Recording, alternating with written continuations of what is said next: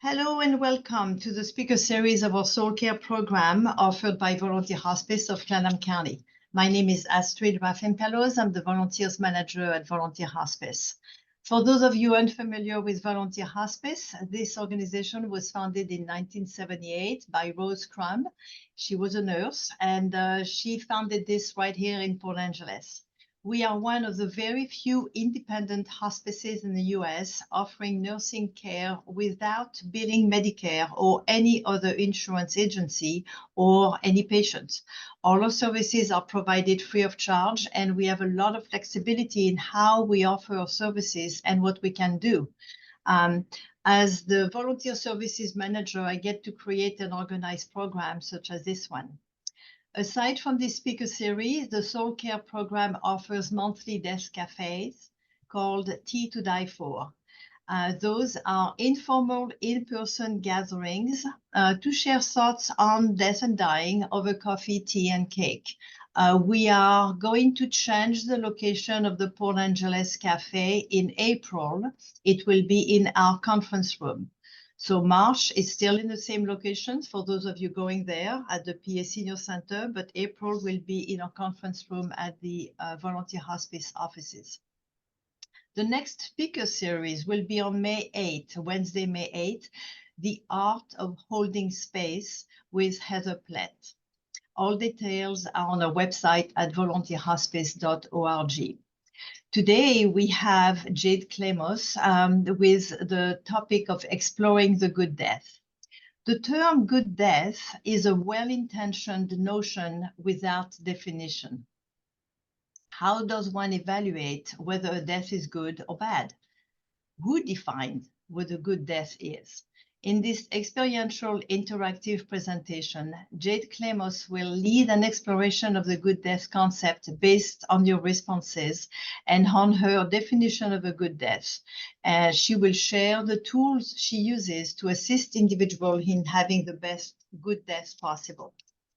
So Jade has been a death walker since the age of 3.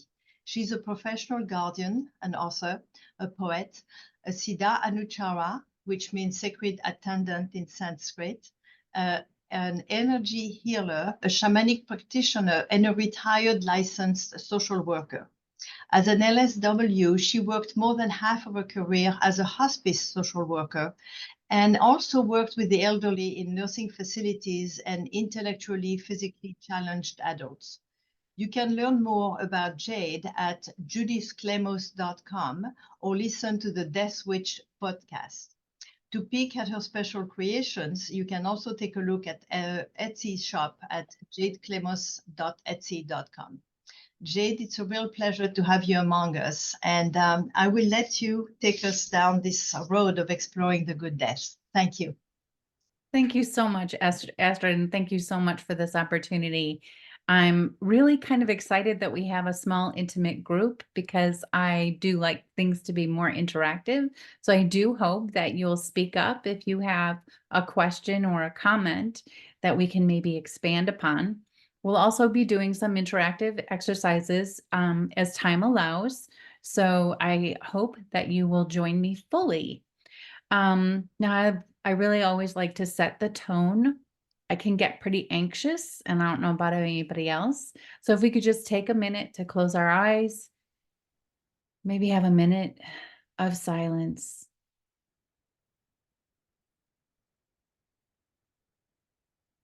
Great Spirit, angels, and all spiritual helpers, please be with us today as we sing the song of life together and share this space. Fill this space in our hearts with pure white light and share with us your love and wisdom.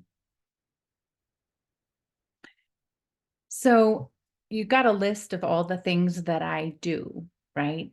But how did I come to be those things, right? So I think that it's really important to share my journey, a little bit of it, because as you're sitting there and you're listening to me and things might sound different than you've heard them before, I can imagine that you're wondering what my street cred is. So, but before we do that, I'd really like to know who I'm talking to.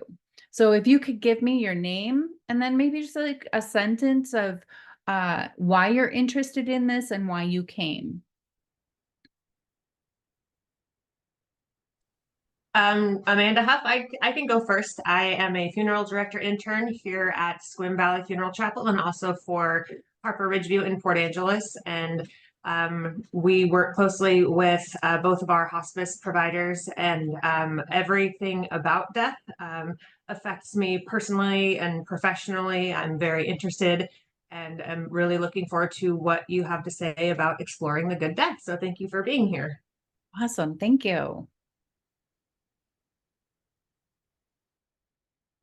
Anyone else? Oops. Go ahead. I'm Deb Barrows. I'm a hospice volunteer and a death doula, and I am here to see what everybody's idea about a good death is, and to learn more about what that is so that I can help people get it. Great.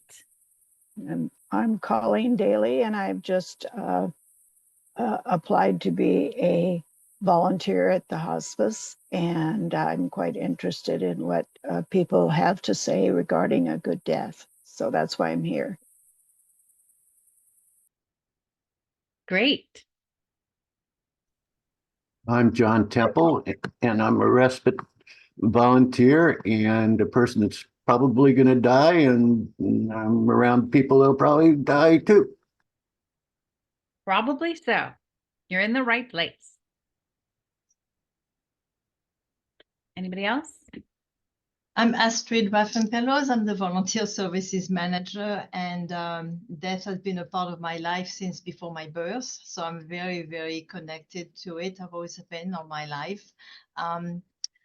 Lately, my favorite thing to say is that in this room, one of us will die first and one of us will die last. And that always makes us think. Yeah. Yeah. Is there anybody else? Because I don't know if I'm seeing all of the peoples. Yeah, I'm Penny Burdick, and I'm an energy and sound healer, and I work as a volunteer for hospice, and I'm a retired family physician. And I was really interested in what you have to say, because I think different people have different definitions of what a good death is. Yeah. Is that everybody? Hi.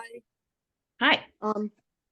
My name is Angela Terra, and I'm a volunteer at Hospicare in Ithaca, New York, and also sing with the Threshold Choir. So for me, good death, I just want to explore that, like the title says, so that I can be of better service to all the patients that we serve.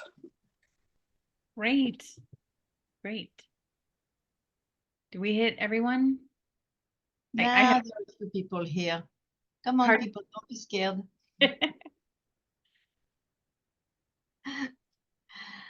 Oh, well, I think. Okay. Well, yeah. that's okay. That's okay.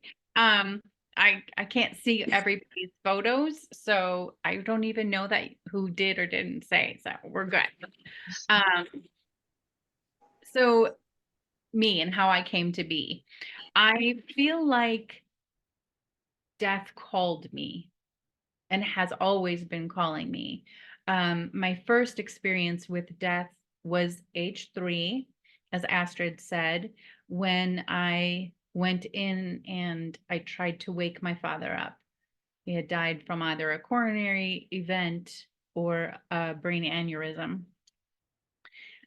My second experience with death was at age 6, when my mother and her sister, my favorite aunt, were hit head on by a drunk driver, and my aunt went through the windshield and died.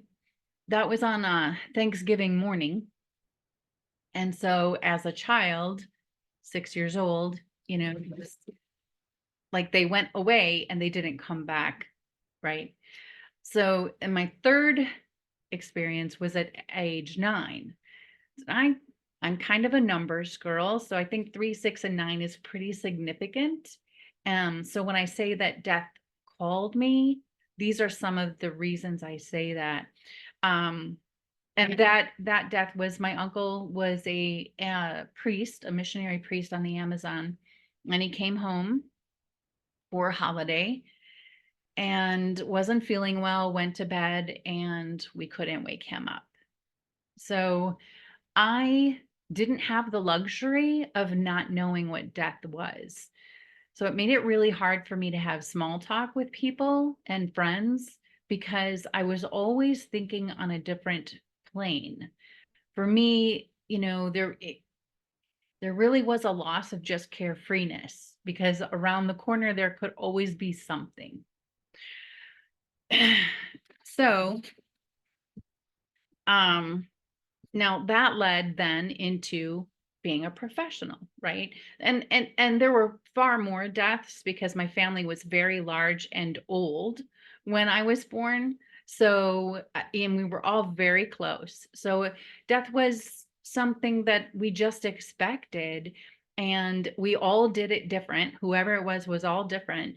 And children, I was particularly sometimes excluded from the experience because my mother felt I had been traumatized by my father's death, which she's not wrong, but I don't think that excluding me from the other deaths was necessarily the healthiest way to go.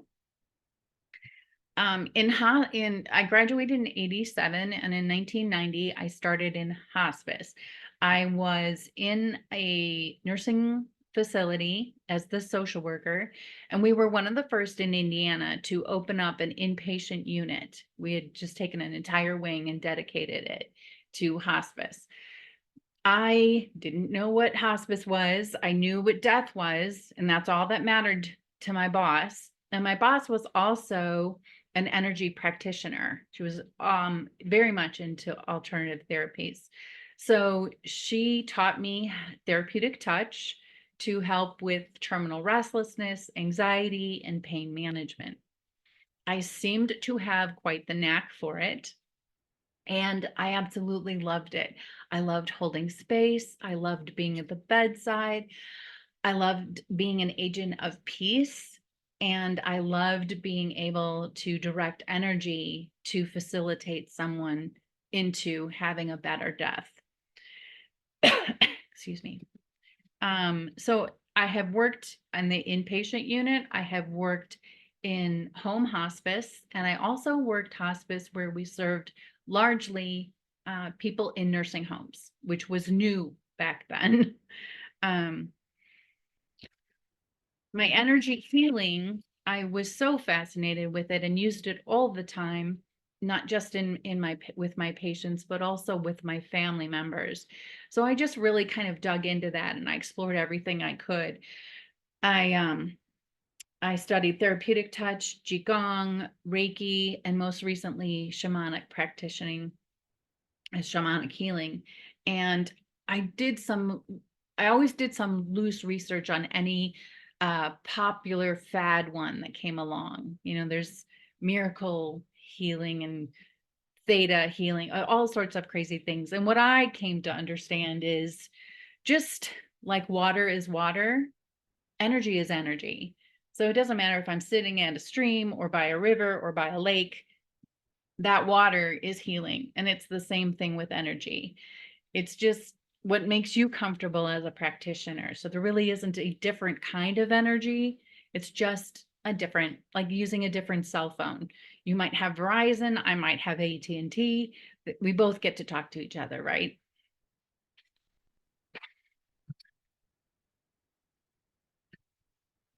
Okay, so let's get into the crux of it. So from the responses that I got, the top 3 criteria I gleaned from that was that you felt that a good death would include accompaniment, pain management, and awareness. These may not be your exact words. I clumped because you all were very descriptive and generous, and I appreciate that. So I just tried to pare it down to 1 words. So let's keep those 3 in mind as we look at these, the top 3 causes of death. So heart disease is number 1. Now, if we look at that death, it's either going to be slowly through a slow progression of the disease or suddenly with like a heart attack, right? Cancer, almost it's slow. Like nobody ever has a sudden case of cancer and then just dies. It might be 6 weeks, it might be less time than we like, but there is time to prepare and there's forewarning. The third top cause of death is unintentional injury. That is always sudden. I mean, that's why I ended up in death, right? So if we look at this, excuse me, just a second.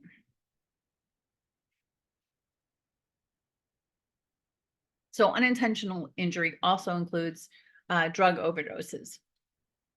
For the purposes of this, I did not look further into the statistics to see where things like homicide might come into play. I don't know if they kept that under unintentional injury or if that was separate, but it was not specified. And so we're just going to focus today on the top 3.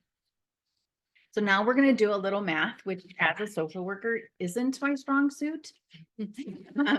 So stop me if I get too confusing, but this is how it makes sense to me. I'm going to call this death math, right? So 100% of people die. Nobody gets out alive. 50% of them, right, will die suddenly and unexpectedly. No chance for awareness, no chance for goodbyes. Now, the other 50% will die gradually over time. It just kind of makes sense. But half of those will actually quickly decline or die suddenly without additional warning.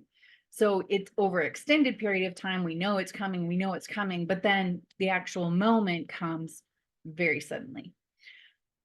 Another 25% of those will lose consciousness and become unresponsive weeks before death. So here we are thinking we have all this time to prepare, say our goodbyes, but if we wait till there's a sign that it might be coming sooner than we think, we're going to miss it. We're going to miss that opportunity. So that leaves 25% of this second half of these to have the chance at what most define as a good death. Now, here's where the real math comes in. That is just 13% of all people.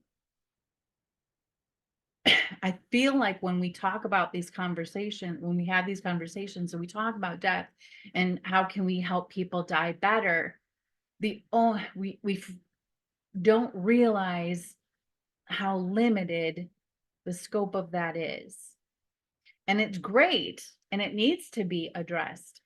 But I want to see how we can explore a better death for more than just 13% of our population.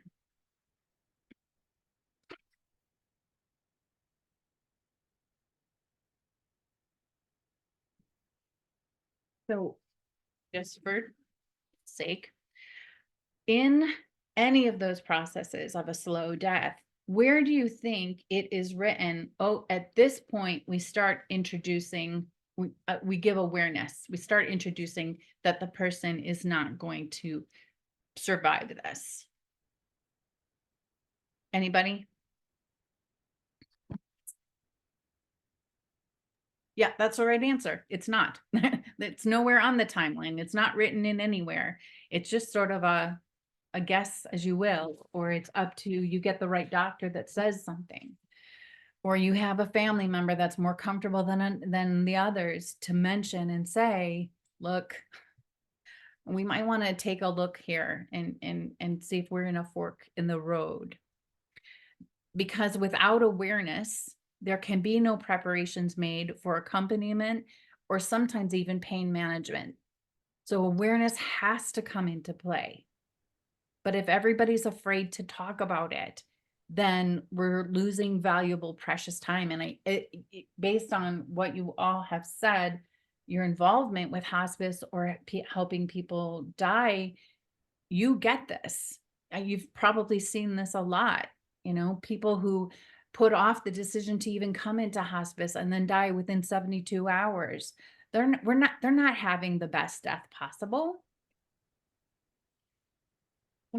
And then you just get the fact that our society is death averse. So that's gonna pull back our number even further.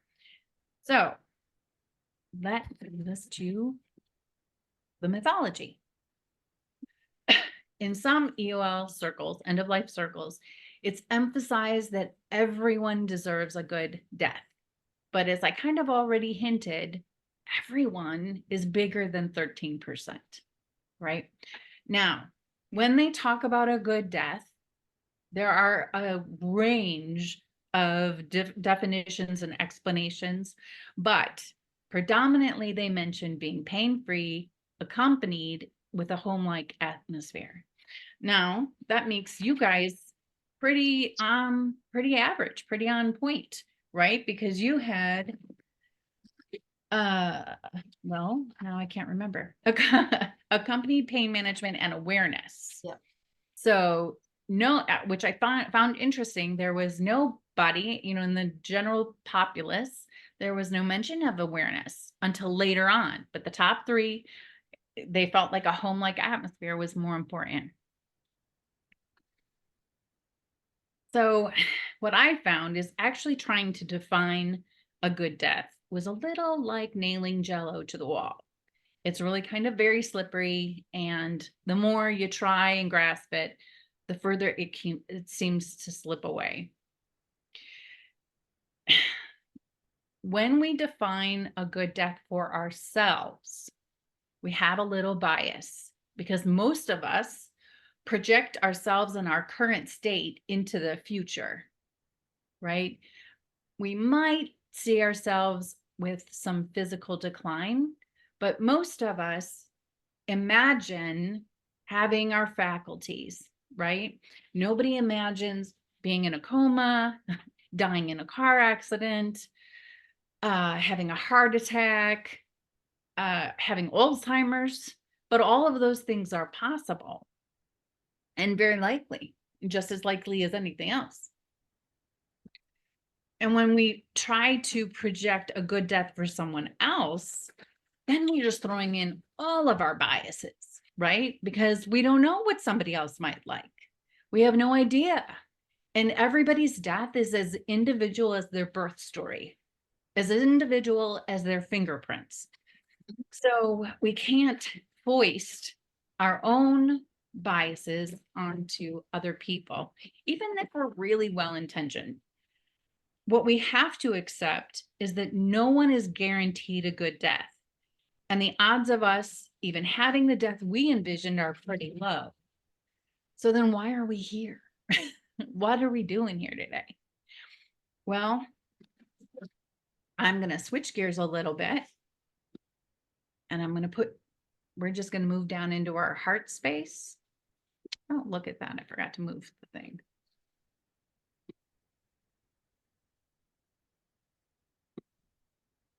Okay, so I'm going to read you a poem.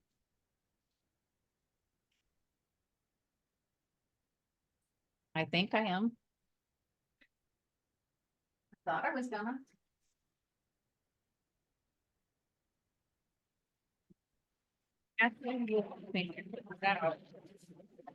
Take it. Oh, there it is. Okay. The good death. When I'm dying, I want it to be slow. Not slow like a hot Sunday service in an old church, nor any Tuesday at a job that sucked my soul, but slow like watching sunsets rocking on back porches and fishing off the end of a lake house pier. I want slow like that. When I'm dying, I want it to be full, not full like a schedule with no time for lunch, nor full of regrets, what ifs, and maybes, but full like my heart as my newborn snapped on my chest. And when he and I exchanged vows in that old hotel bar, I want full like that. When I'm dying, I want it to be loud. Not loud like hospital machines and overhead pages, nor blaring news reports or social dissonance, but out loud, like wearing all my favorite jewelry at once and hosting a living wake in my honor. I want loud like that. When I'm dying, I want it to be luxurious, not the luxury of designer sheets nor perfumed body washes, but the luxury of hearing Rumi fall from your lips and the feel of homemade lotions on my skin. I want luxury like that. When I'm dying, give me a deathbed with a view, not in a stark white room overlooking a parking lot, nor in a dark back bedroom away from the kitchen, but a view of all the faces I love so much, and in the front room overlooking wildlife visitors in the yard. I want a view like that. When I'm dying, give me a deathbed of chances, not the slim chances of medical intervention, nor those chance encounters requiring luck and fate, but chances to say I love you, I'm sorry, and thank you, and chances to do more healing before I go. I want chances like that. When I'm dying, give me a deathbed of grace, not social graces lacking in authenticity, nor the grace of stiff, elegant protocols, but the grace of candlelit essential oil bed baths and soulmates lovingly walking me home. I want grace like that.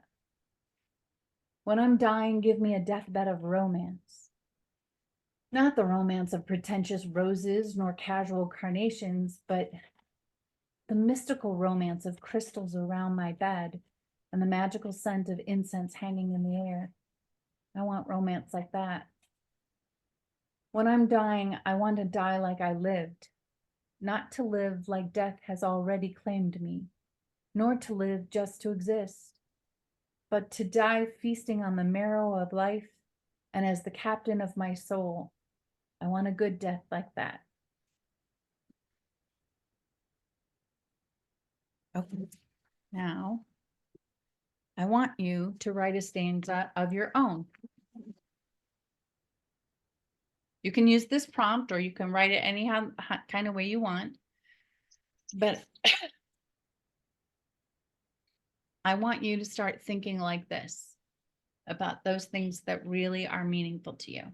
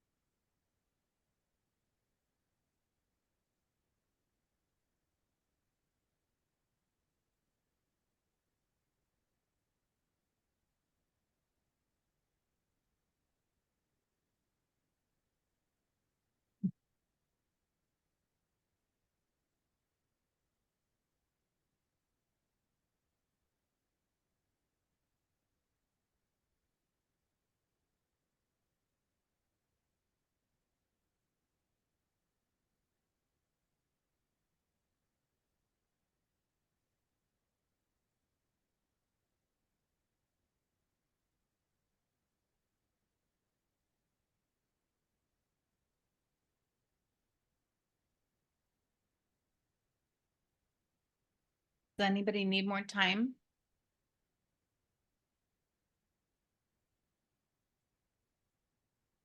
Does anyone want to share theirs? It's not mandatory. But it'd be nice if we at least had a couple people.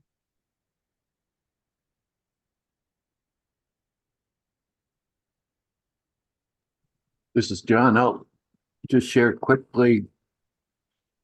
I didn't get very far because I first wrote quick and then I couldn't figure out how to go, not the, and the rest of it. Then I did at home, and I couldn't go from there.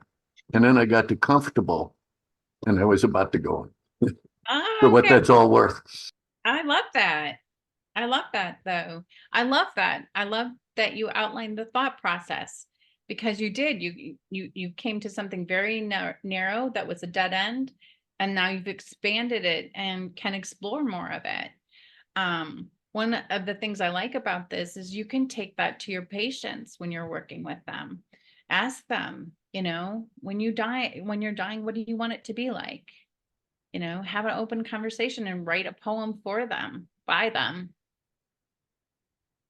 Thank you. Anybody else?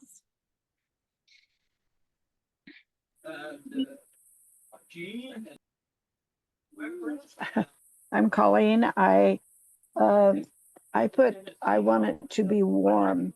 I do not want the cold of disharmony around me, but I want the warmth of love and the quiet caring of others, that I could feel that. I want a death like that.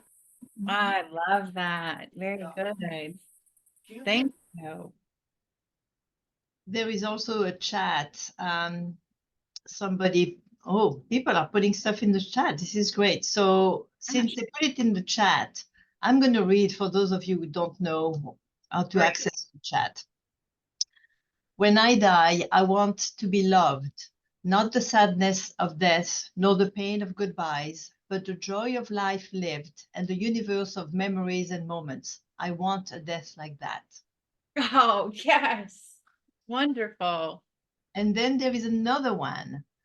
When I'm dying, I want it to be surrounded by love and joy, not the love of finite things, not false joy introduced by those who do not know how to find peace with death, but the love of families and friends and the joy of talking about shared experiences and travels. I want my last days to be like that. Oh, wonderful. Oh, these are so great. Anyone else? Anyone else? I have one too.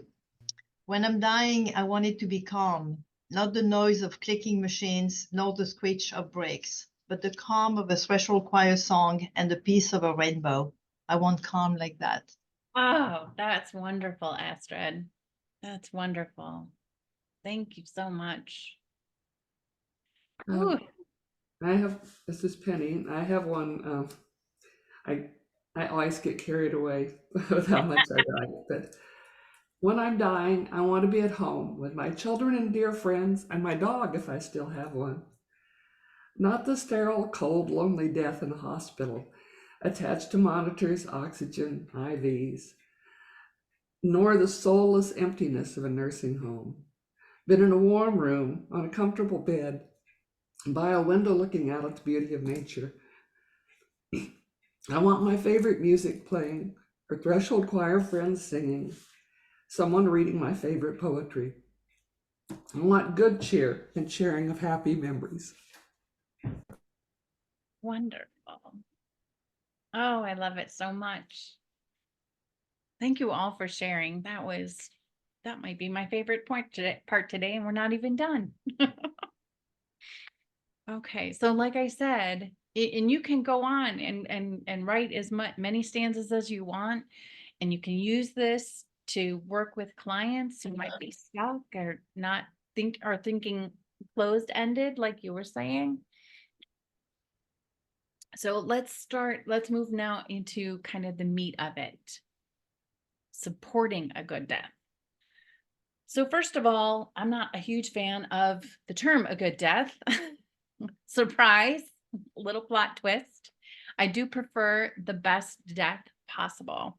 I feel like when we use terms like good, then that automatically means bad. There's a bad somewhere, and that's just a lot of judgment. And then there's a lot of judgment coming from everywhere anyway. There's loved ones who might disagree with our decisions.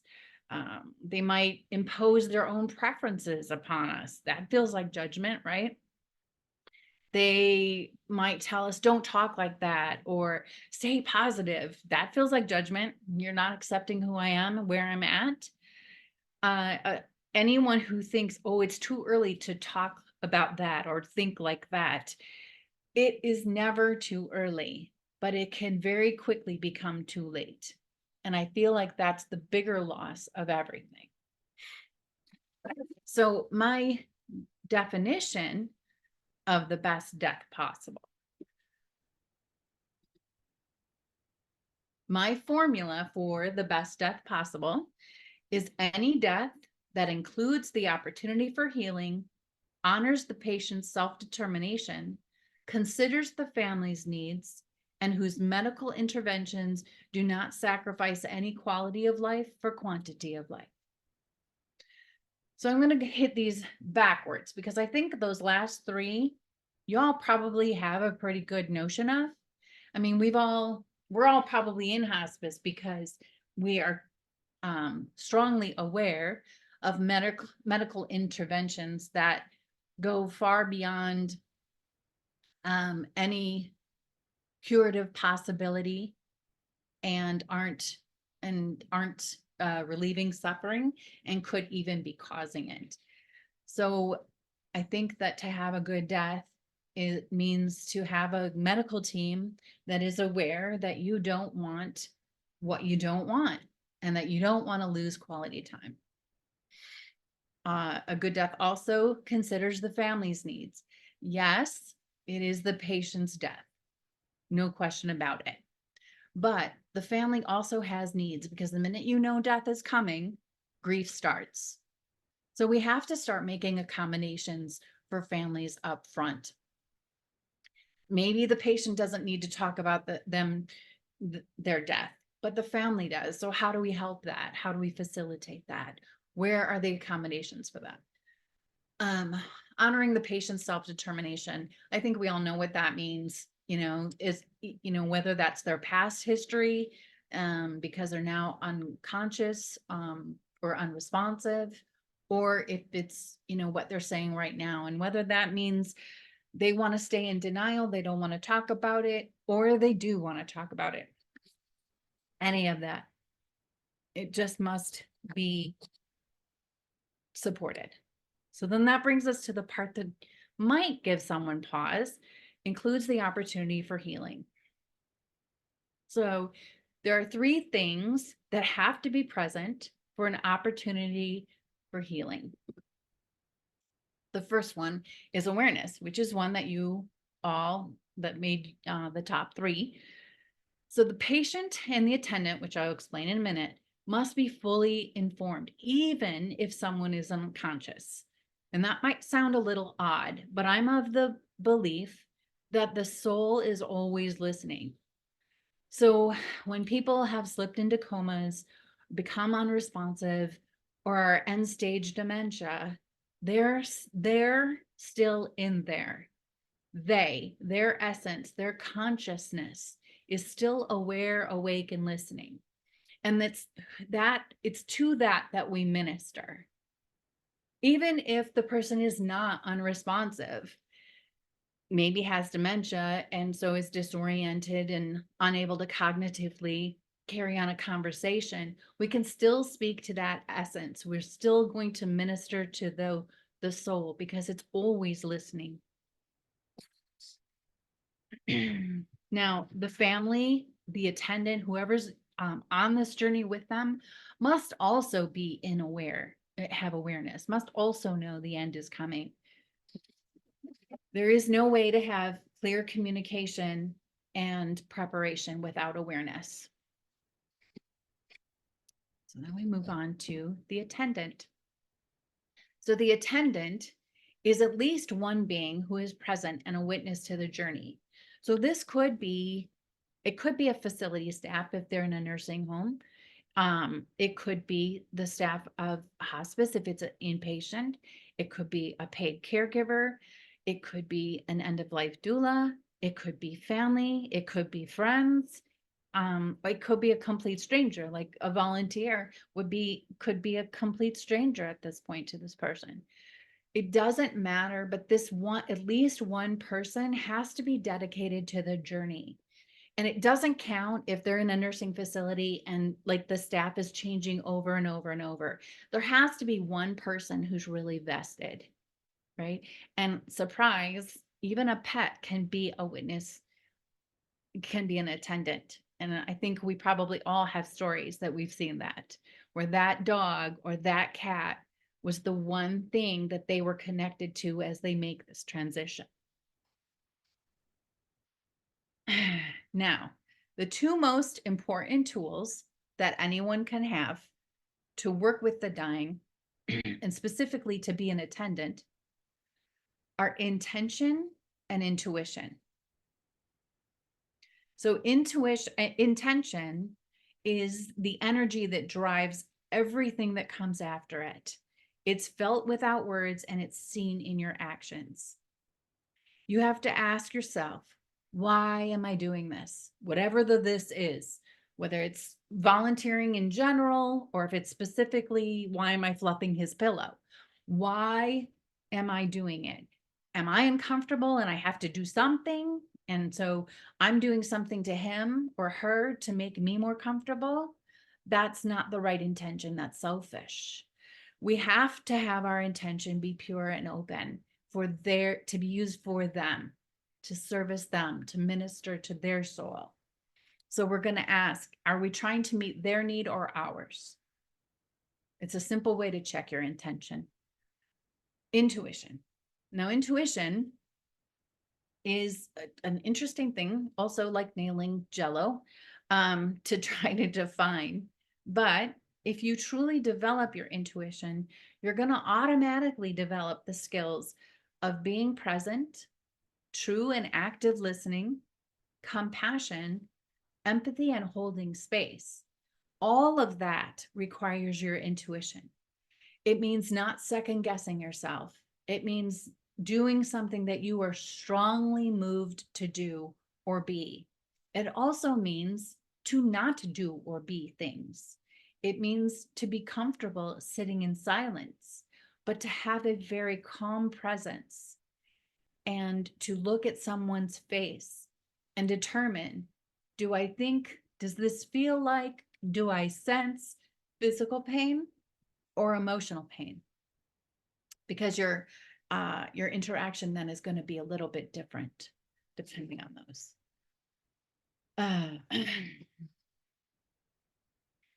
So then the third thing that must be present for the opportunity for healing is space. And this is kind of my favorite part, besides now the stanzas, but this is my favorite part. Now, in general, space is the time and physical space to have your own individualized experience without judgment or interference from anybody else. Now, in order for that to happen, obviously, somebody has to be fully informed for this to be possible. Even if they're unresponsive, the stage can be set and presence can be provided to create the space in which the soul can process the need to let go of the physical form. This space can be created anywhere in any death scenario. So this is where we come to the part where we can expand beyond into the rest of our lives, not just our hospice work or death and dying work, right? My very best friend had her husband die of a heart attack. It was what they call the widowmaker. And he technically died probably in her living room, but the paramedics transported him to the hospital. They left them in a family like a waiting room that was separate or different than the ER waiting room while they took him back and worked on him. When they told her that they had not been able to successfully revive him, they allowed her to go back and say her goodbyes. And then, some family members went back, and then the priest later came, and then he went back. But of course, there's limits to how many people you can have in the emergency room. There is the hustle and bustle and the clinking and the clanking and the loud noises and the machines. And it didn't feel very reverent for her. And I think that hospitals, we could ask our hospitals to do better at giving somebody the best death possible. Yeah, I mean, the medical care was exquisite. I mean, there was no complaint there. But what a better experience it would have been if they, just like they had a different waiting room, if they had a different room for them all to be, if they could take him from that, very temporary, only 3 walls and a curtain room with very limited space, and limiting the number of visitors or bodies really in there. It wouldn't have been better if they had a separate place that was a little bit more like a patient room, maybe a patient room if that's what they have available. But it didn't have to be that. If they could just find a space that was big enough, like that waiting room, with a closed 4 walls and a closed door, where the family could actually sit around the bed and say what they wanted to say to his body that moment, that the soul left it, and that they could all be present for the death rites that the priest gave, the last rites. That would have started the healing a little bit sooner. And really, honestly, space can be provided if you happen to be the first one upon an accident and you come across someone laying on the road. Like, you are chosen. That's my belief, that you're chosen by the universe. If that happens, you're chosen to be there. How can you might be the person that is holding his hand when he dies. No family around. There's no time to do anything different.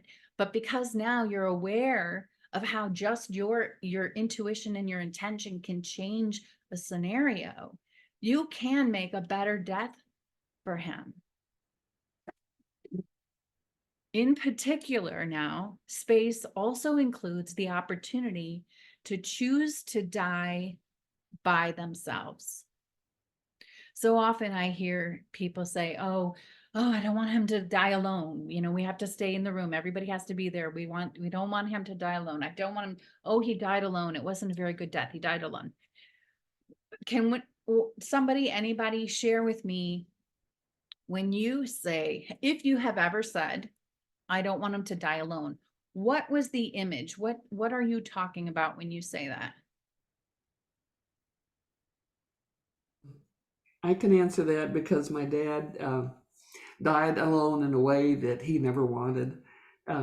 He had end-stage heart failure and was hospitalized, and then there was nothing more they could do. And I wanted to take him back to the assisted living facility where he was, so that hospice could be involved and we could be with him.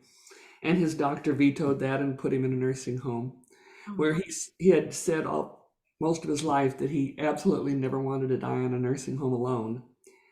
And he was alone in his room with no staff member attendant because they were understaffed. They eventually came and found him when he was cold and stiff and called me. And so to me, that's a dying alone when you don't choose it. But there are people who, when I was a family physician, there were people who didn't want their family there, mainly because they were afraid that the family members would become hysterical and not be a comfort to them, but rather just be a burden. Mm-hmm. Yeah. And exactly. And just the very fact that his self-determination was not respected or considered makes that, in my definition, not a good death, not the best death possible. No, it was a horrible death. It was exactly the death he never wanted. And my mother died 6 months later, and both my brothers and I were there with her. She was in her care center. She had stayed in her own room. Hospice had been involved. She was comfortable. And I was able to do healing touch energy healing the night before she died. And she waited to die until both my brothers were there. And that was the exact opposite of his death. Yeah. How painful to note that contrast. Like, you love your parents equally. You would want them to both have a great death. So I'm going to read to you a little excerpt from my book, The Last Breath, The Truth About Dying Alone. To be talked about or to or at rather than talked with is a very lonely experience. People do not die alone simply because no one is in the room when they take their last breath. People die alone when no one is in the room to whom they can speak their truth. In my experience, dying alone has nothing at all to do with who is in the room when the last breath is taken. Dying alone is dying without feeling loved. It is dying without the opportunity to make as many memories as possible before one leaves. It is dying without being able to talk about what scares you. It is dying without feeling heard. It is dying without knowing that your life mattered. It is dying without the ability to express what is on your heart. It is dying without authenticity. There is a difference between dying alone and dying privately. And I think your example was absolutely perfect. So thank you for sharing that. Some people are private and will choose to die privately, just like some people will poop with the door open and don't care. Other people for their whole lives will always choose to shut the bathroom door. It's not any different with death. Not everybody wants to die with an audience. They would prefer to die when no one is watching. Other people, they like they like an audience. They like to be in the spotlight. They would no sooner die without every single person in than they would, choose that for anybody else. So my advice to people, the best practice is when death seems imminent, is to allow 10 to 15 minutes each hour to an hour and a half for the loved one to be alone. You always tell them when you're leaving, you tell them where you're going, and when you'll be back. This gives them all the information that they need to choose to die with you or independently. Mm-hmm. Now, in addition, SPACE is also an acronym. It stands for soul care, peace, acceptance, communication, and empathy. Sorry, what was the full acronym? I couldn't quite hear. SPACE, soul care. SPACE is S for soul care, P for peace, A for acceptance, C for communication, and E for empathy. So soul care is service that speaks to one's soul. This is not religious, but it's human to human. This can be done even when someone is unconscious. This can be reading of poetry, inspirational children's story, like the Velveteen Rabbit. I use that all the time, or short stories. It can be just speaking from the heart. It would, address potential or known fears. Like for young mothers, if they're unresponsive and you want to address, you can, be pretty sure that they're afraid of leaving their children behind. And so you would speak to that fear from your heart. Singing music. You've talked about the threshold choir. That's where this comes in. That's soul care. Just playing harp music along with reading poetry, that can be very nurturing for the soul. You can also, if they are alert and oriented, obviously, facilitate letter writing, using that stanza prompt to write their own poem. That would also be considered soul care. Peace. So it means perhaps resolution of unresolved issues. It also means a peaceful atmosphere free of drama, a calm environment, and a calm presence. So we already touched on that a little bit earlier, but your presence, your intention, and your intuition are always going to be your best tools in order to create a peaceful existence for them, a peaceful presence. Acceptance. If we know they're aware of their situation, then acceptance of how they choose to proceed. If they want to have all of the medical intervention, no matter how much it decreases their quality of life, then we accept that. We don't push our values onto anybody. We accept them for who they are and where they are. And if and when, or it's somebody else and they're ready, like we think, oh, just try a little radiation, just try a little chemo, and they just say no, then that's what we accept them for where they are. Unconditional acceptance of the person and their choices, who they are, not overriding their preferences. What comes to mind is my little motto, it's not my death. That always helps centers. Like I can get all creative and imaginative and have the best intentions to create a most magical death for somebody, but it's not my death. So I want to listen to my person and how they really truly want to die. Communication. Of course, it's updating patient regularly, whether it's med side effects or treatment side effects, or, you know, that the groceries are coming. I'm sorry, I just saw that there was something in the chats. Did we already read those? Oh. Oh, okay. That's just somebody wrote, I've been with people that only left when they were finally alone. Mm-hmm. Yep. Now we have to close that.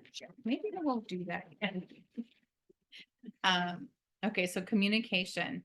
So it also means allowing them to continue to be part of the decision-making process. And that includes if they decide they no longer want to be part of the decision-making process, right? And then we want to go off of supporting them based on their previously expressed preferences. And we want to listen to what they're saying and what they are not saying. The words they choose and the body language they use are key indicators here. I can't emphasize enough to ask clarifying questions rather than assuming you understand. Nobody minds if you say, just so I make sure that I have it on right. Did you mean you wanted a hamburger with tomatoes or with ketchup? Whatever it is, just ask clarifying questions. Nobody minds that, but you don't want to assume you've understood or hope you've understood and then miss a really great opportunity.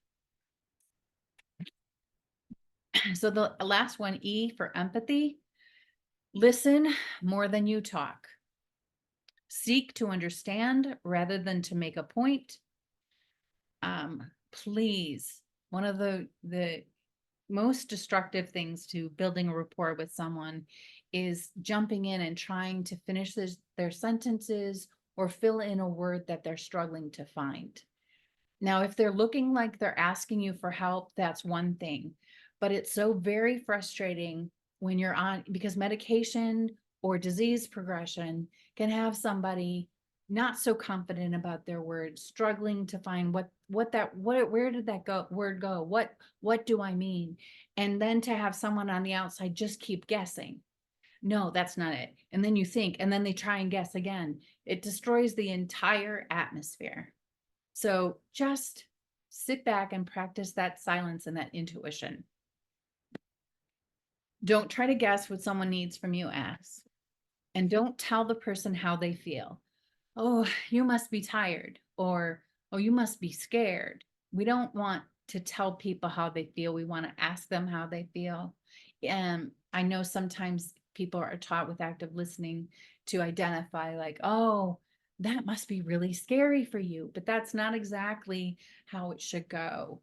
If that happened to me, I'd be so scared. How did you manage it?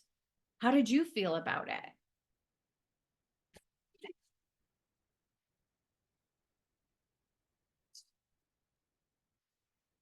Slide. So let's talk about expanding the best death possible. The generalized application is what I've already hinted at. I'd really like to see hospitals, because since most deaths, right, the majority of deaths occur suddenly, most of them I think also happen in hospitals.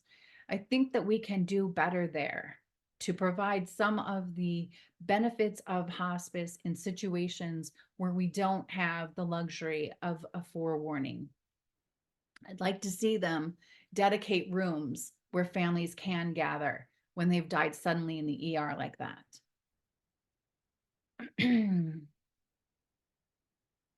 I would also like to see doctors manage expectations for patients and family.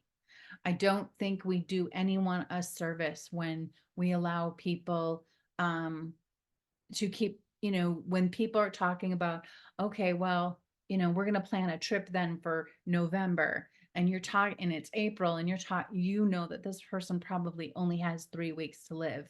It doesn't do anybody good for you to go, oh, okay, go ahead, make that trip, make those plans. We have to find a way to comfortably say to people, we don't have that time. I think that it would be better if you da da da da da. And if you have an alternate suggestion, then great.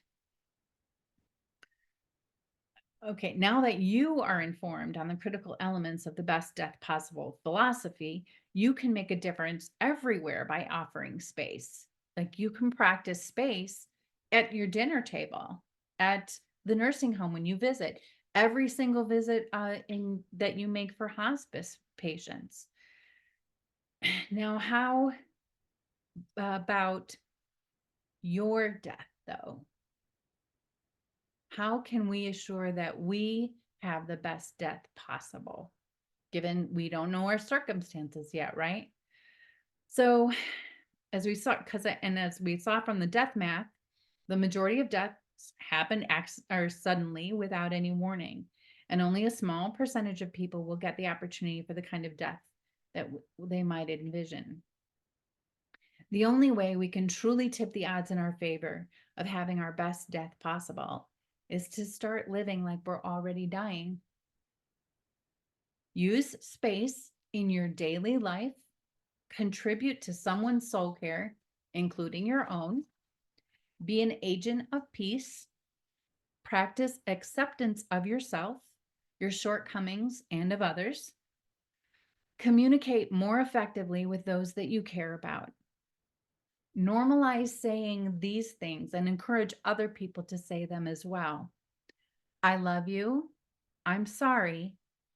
Please forgive me. I forgive you. And thank you.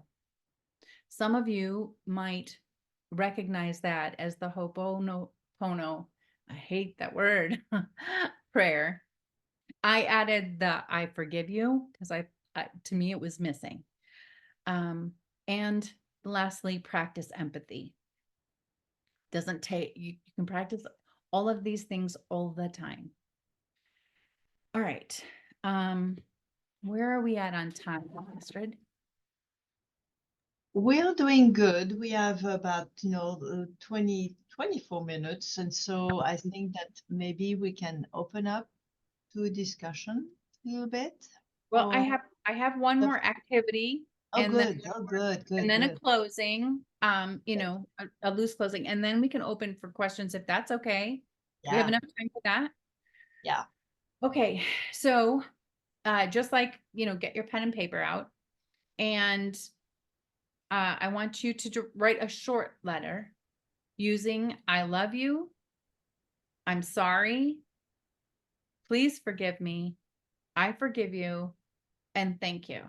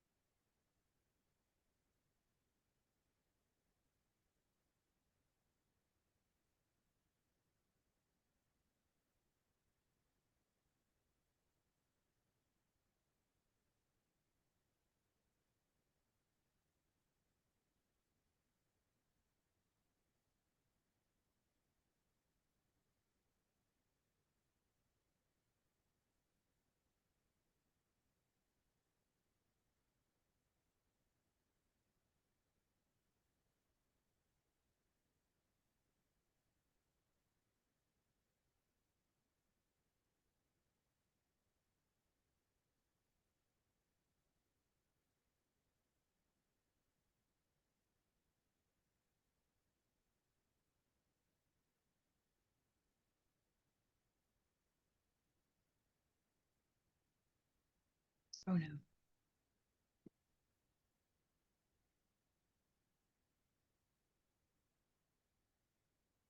Oh no. Okay, so I stopped sharing, but I didn't, now I can't see you. You can go to the view button all the way on the top right, and maybe you can go to gallery. I don't. You see a little No, word called when I pushed stop sharing my Mhm. screen, it went to like a white menu. I no longer see the cameras, anybody's picture or Oh. that. And I go down to click on the little zoom and it doesn't get me the zoom thing. It doesn't. Oh.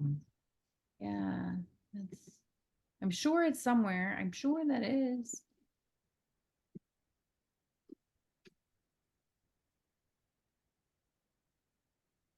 Oh, this is awkward. Yeah, do you see the black Zoom window? No, it's a blue icon. I don't see the black window at all. Oh, so again, it's probably minimize that window, minimize all your windows, and eventually you might get to that one. Yeah, that's what I'm trying to do. Yeah. There's a thing that says back to meeting. I thought that would take me.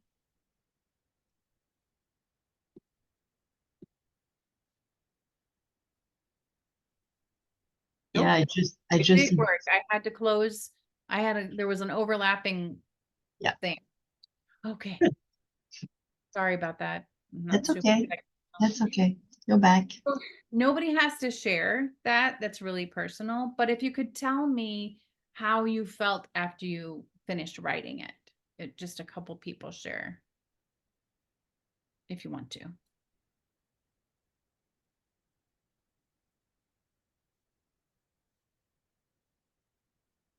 Okay. All right. Well, basically in closing, we can't predict death. So acknowledging its inevitable arrival and living like we are dying will help us create our best death possible, no matter the circumstances. And I will end with another poem. When death comes. When death comes, it is not convenient or better or easy. It doesn't come with manners, etiquette, or rules to follow. It doesn't come bringing a gold-leafed invitation you can decline. It comes with surgical steel precision dissecting your life.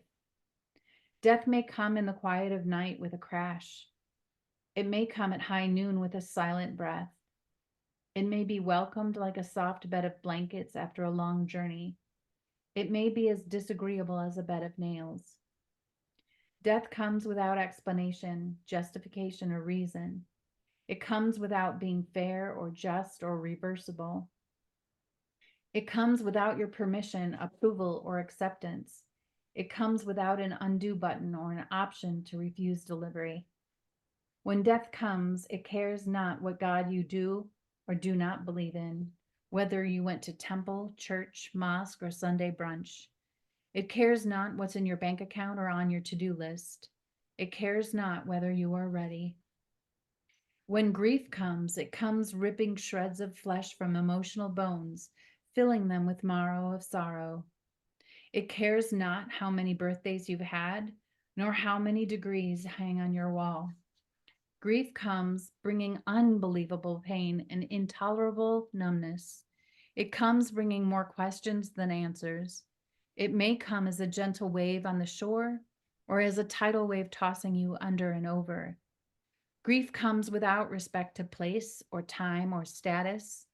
It wreaks havoc with equilibrium and motivation. It causes doubt, isolation, and disorientation.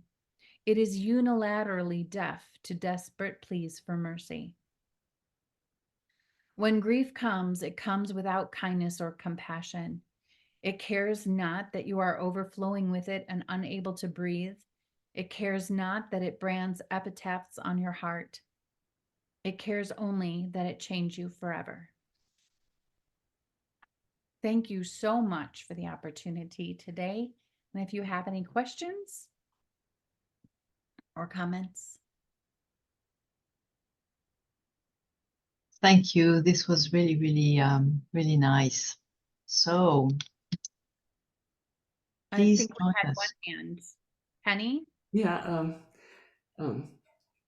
I don't always make people happy when I say this, but this is from years as a family physician, and it's one of my real concerns about what physicians do to patients is, because you'd mentioned about being honest with the patient, like if they said they wanted to do a trip around the world and you don't think they've got that long to live, talking to them about that. But so many times, mainly with people with cancer, I've had them have the doctor tell them they have cancer. This is what the stage it's at, and saying, and you don't have more than 2 months to live.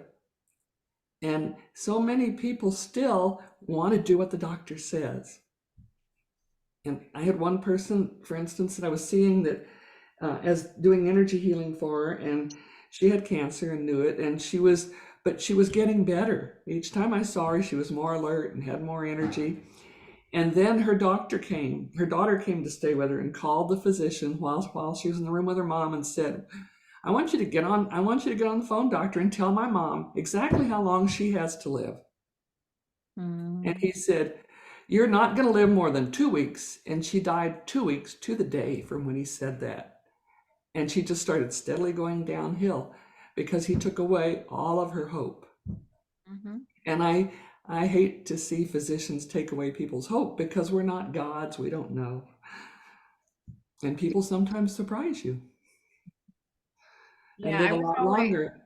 I was always taught that you should explain it, if it takes its natural course, if it takes its expected natural decline, I don't think it's okay to say somebody has 2 weeks to live.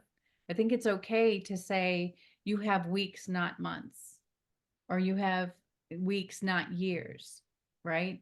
And there's all kinds of hope. I have a blog too, and I was real careful to write about hope because there's all kinds of hope, and we have hope at all stages. It's just what we're hoping for. And, and yes, maybe him saying she had 2 weeks and she decided she had 2 weeks, but maybe he was just right. And that was the natural progression. I don't know. If she got sad and she rolled herself up into a ball, then you can probably gather that. Exactly what she did. She just withdrew from everything in life after he said that. And her daughter said that she needed to be sure that she got the will written so that she got everything. And she went over all of her possessions with her in those remaining 2 weeks to lay claim to everything that was going to be hers. Well, that would cause me to So that didn't help it. That didn't help it. That speeded it along. That would have caused me to die in 2 weeks, regardless of a doctor saying anything, because my daughter doesn't really want to spend quality time with me. She just wants to make sure that she gets all my stuff. That would break my heart. But sometimes it goes the other way. Years ago, when I was early in my practice, there was a woman that was a patient of mine and was worked at the hospital, and I knew her well, and I bought some property from her, and she got metastatic breast cancer, and it didn't respond to any treatment, and it spread everywhere. And the oncologist just said, if you have some things that you want to do with your life or people you want to see, I would encourage you to do that now. To relieve yourself of the burden of some of your possessions and property and do what you want to do. And so she did. She quit her job. She sold her house. She loaded what was important to her into a car, and she headed off across the country to go say goodbye to everybody she cared about. And he had told her that he thought, maybe she'd live longer, maybe less, but he thought probably around 2 months. So she probably ought to do this pretty soon. And a year after she left, I didn't hear from her for a long time. And a year after she left, my phone rang, and it was her. And she said, well, I went and visited everybody I cared about. And I told them all that I loved them, all the things you said to say to people, and did all that. And she said, at the end of the year, the year is up, and I feel better than I have in the last 10 years. So I'm going to come back and see the oncologist. But I thought I'd let you know. And she went to see him, and he said, well, I don't understand it, but your cancer is totally gone. And she called and said, I really appreciate that my cancer's gone and I'm gonna live. She said, but now I gotta find another job and another house. But had he said, you just need to go home and get your affairs in order because you're gonna be dead in 2 months, she wouldn't have had that opportunity. He did it in a way to encourage her to do what was meaningful with whatever time she had left. Well, he prescribed it like medicine, didn't he? And that's what it was. It was just the medicine that she needed. And that's that great part about space, you know, soul care. If we start living like we're dying, then we're going to avoid living that causes our death, because that truly tells me that she was living a life that was killing her. I mean, if that's all that changed. And I kept track over the years that I was in practice of it wasn't a huge number of patients, but the patients that had inoperable, incurable cancer that hadn't responded, and the ones that had spontaneous remissions, to trying to figure out as a physician, what did they have in common? Because there were no articles that said, why does that happen? There was just, we don't know, it's a mystery. And what they all had in common is they all, from when they got to that point, they all followed their hearts. Yep. And so I think that we don't always give enough credit to the healing ability of following your heart. And I think it begs the question also, when patients would ask these questions, my question would be, what's behind your questions? Kind of, what is the need to know? Why do you need to know if it's going to be 2 weeks or 2 months? Is there something that you really need to do? Is there something that you need to close business with? Is there a relationship you have a sense that needs some healing? Maybe that's why the question is asked. So to provide an answer directly right away does not really open the space to explore that question. So true. So true. And I hope it isn't done as much now, but it used to be that the patient didn't ask the question, the doctor provided the answer without the question being asked. That she didn't ask how long she was going to live, her daughter did. Right. That really bothers me. I tell people, if the oncologist says, oh, and you will probably want to know how long you're going to live, so I said, stop them and say, I'll live however long I live. And if I want to know, I'll ask you. So. Yeah. I really liked, Jade, when you were talking about, what's the best possible death, and when you say, what is it for us, because we didn't really go too deep into that. It's like, I feel like, the best possible death for me, would be to prepare and plan so my loved ones don't have a big mess to deal with.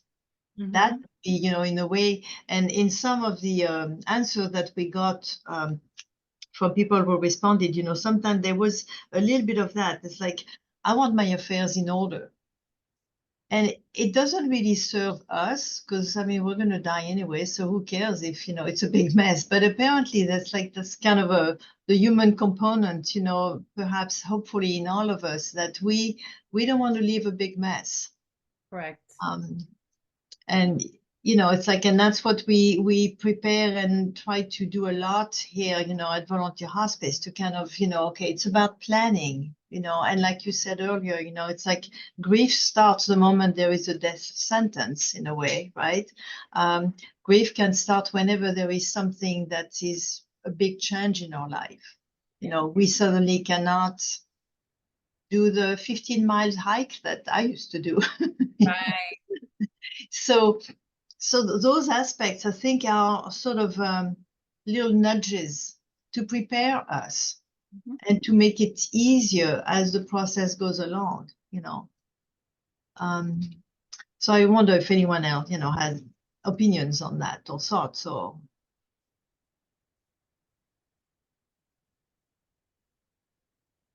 Yeah, I totally agree with you. I think it's a big burden to leave with the family. If you leave everything in chaos and you've never written anything about what you wanted done with, mm-hmm. your possessions, with if you have investments, where are your investments? Where is your money in the bank? Any of that.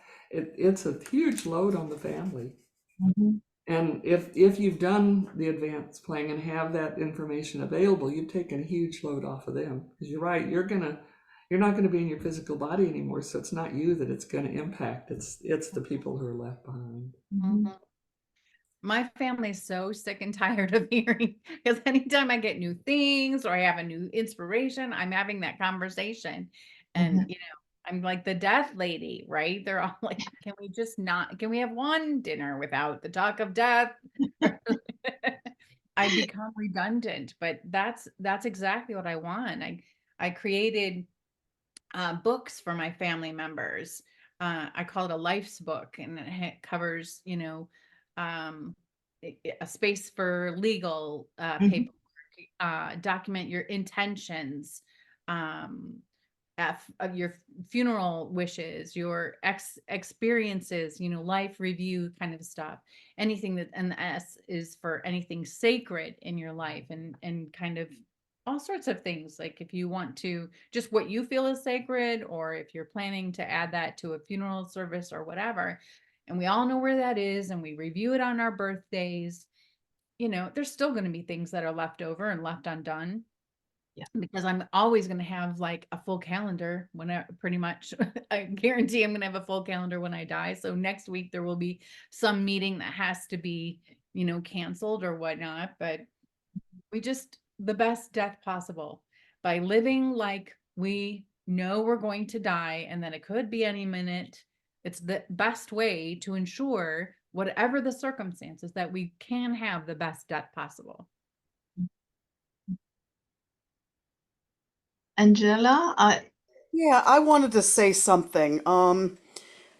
The one thing that I really took away from this was I would really like my death to be present in the present and to not have regrets from the past or sadness that the future is not going to be any longer. And I think that would be more difficult if you're really ill and in a lot of pain, but to be there present with yourself and with everyone else. That's kind of what I decided after all of the material presented and stuff. So Wonderful. Wonderful. What clarity. What great clarity you have. And the best way to do that is to start saying those phrases to people that, I love you. Thank you. I forgive you. Please forgive me. yeah, I think ultimately, don't we get to a place where, we're going to die the way we are going to die without any control at all. And so as much as I really, like I said, I want it calm and, it's like, I want this and I don't want that. And I may not have any choice. And so there's a lot of letting go that has to happen. There's a lot of acceptance that really has to happen because everything we talked about might not happen.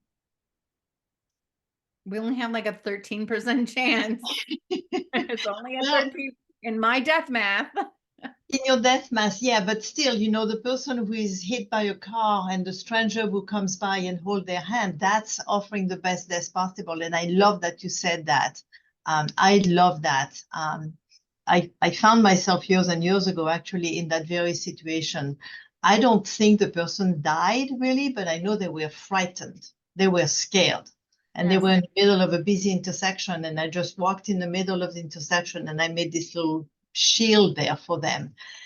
And I like to think that I provided a little bit of comfort right there in that moment. So it was not like the best death, but it was the best possible experience that they could have until the EMT arrived. Yes, exactly. Exactly. Almost the exact same thing happened to my daughter. Now, I was working in hospice when she was 4, and I took her to work with me. and visited my patients. She was phenomenal. And they, especially the ones in the nursing home, they just ate her up. Right. So I've worked in hospice and with the dying for all this time. So she's really comfortable around it. Well, just 2 years ago, I think it was 2 years ago, she and her friend were driving along, and they thought they saw something in the road, thought it was, a trash bag or something, then realized it was a person.